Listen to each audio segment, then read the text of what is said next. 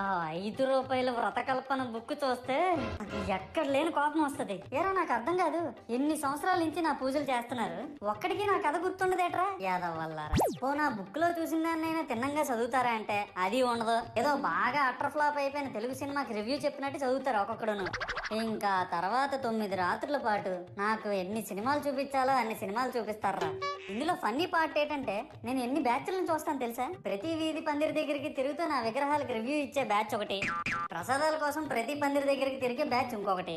ఇంకా దరిద్రం ఏంటంటే నాకు కొట్టిన కొబ్బరికాయలు ఏమైనా మిగిలిపోయేమో వాటిని తీసుకెళ్లి పచ్చడి చేసుకుందాం అనే బ్యాచ్ ఒకటి.